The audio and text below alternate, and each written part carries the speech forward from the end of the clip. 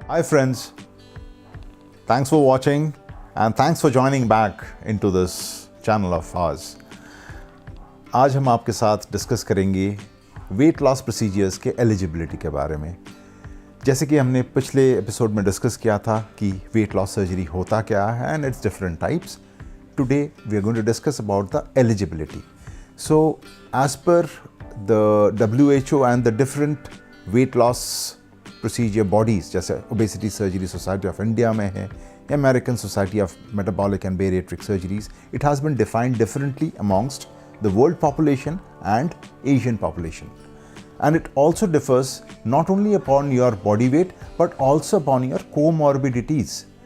So अगर किसी का body mass index 34 या 34.5 से ऊपर है without any comorbidities, मतलब सिर्फ वेट ज़्यादा है 34.5 BMI के से ज़्यादा, roughly that translates into 25 से 30 kg वेट ज़्यादा.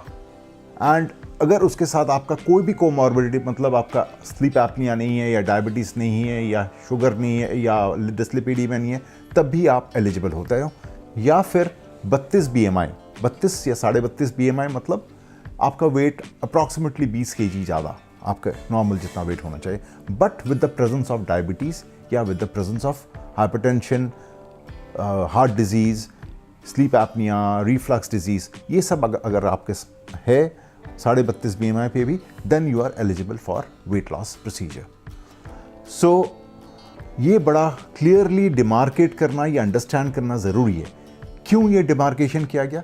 क्योंकि लोअर BMI मतलब 20 वेट किलो, मतलब वेट अगर आपका 20 किलोग्राम ज़्यादा है, उसमें भी हम लोअर BMI में भी वेट लॉस प्रोसीजर्स इसलिए कर रहे हैं ताकि आपका कोमॉर्बिडिटी रेजोल्यूशन जल्दी हो. It has been seen beyond doubt in numerous trials and numerous studies कि शुगर, हाई ब्लड शुगर का रेजोल्यूशन ऑलमोस्ट 70 to 80% हो जाता है. मतलब अगर आपका शुगर, ग्लाइकोसिलेटेड हीमोग्लोबिन या सर्कुलेटिंग शुगर्स इतना ज़्यादा है कि आपका इंसुलिन रिक्वायरमेंट है या आपका रेगुलर ओरल हाइपोग्लाइसेमिक्स में है, तो उसका आपको रिक्वायरमेंट इतना कम हो जाएगा, बिल्कुल नेग्लिजिबल, या आपका उसका ख़त्म हो जाएगा requirement.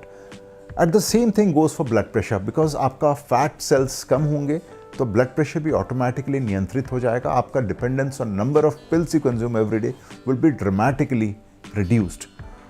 So people who are obese to the extent of a BMI of 32.5 with comorbidities like diabetes, like hypertension, like stroke, or different other diseases like reflux, osteoarthritis, they are eligible with a lower BMI.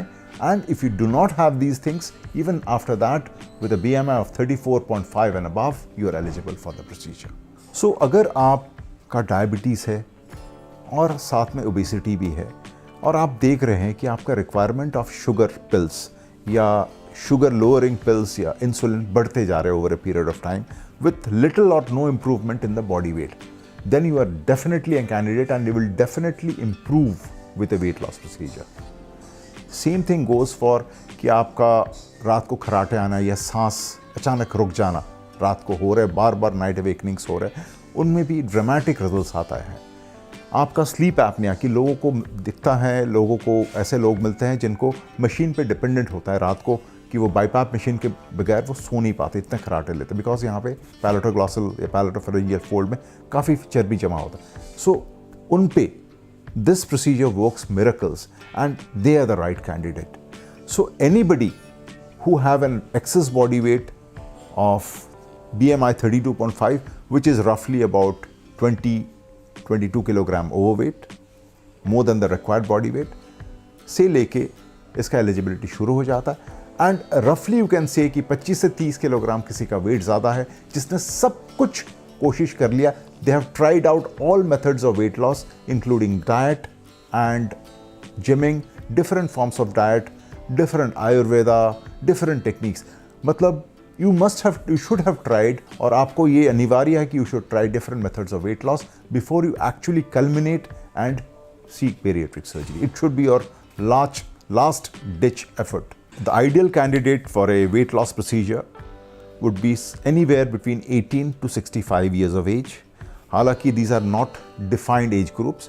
Any child who is below 18 years of age and who has congenital syndromes like the Prader-Willi syndrome, कई syndromes में हमारा weight काफ़ी ज़्यादा होता है, तो उनमें भी ये procedure हम लोग कर सकते हैं successfully, because अगर नहीं करेंगे तो बच्चा जी नहीं पाएगा. They will die. So to prevent that death and to give him that life, you need to do this procedure. Same goes for adults, because ये ऐसा procedure है जिससे आपको ज़िंदगी मिलती है. It is not that you are doing it for any other cosmetic reasons, and it is covered by most of your insurance companies in India and across the world. If you have an insurance usually more than 4 years running, it is covered by almost all health insurance groups. So anybody below the age of 18 years who has this should have a endocrine consult and a pediatric consult before doing this procedure. But 18 to 65 mein absolutely there is no question. You can just come in, and if you have these comorbidities, you would have near resolution of almost all comorbidities after the procedures.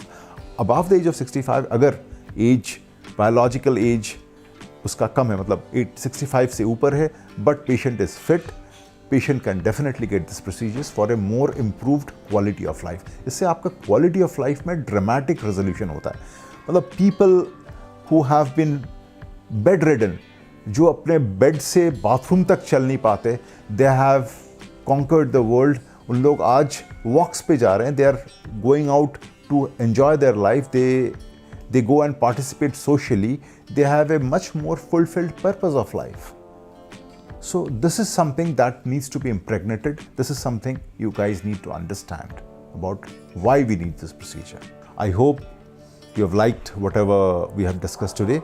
And if you have any queries regarding this, please feel free to comment in the comment section below. And also do subscribe to our channel and do like our video and circulate widely.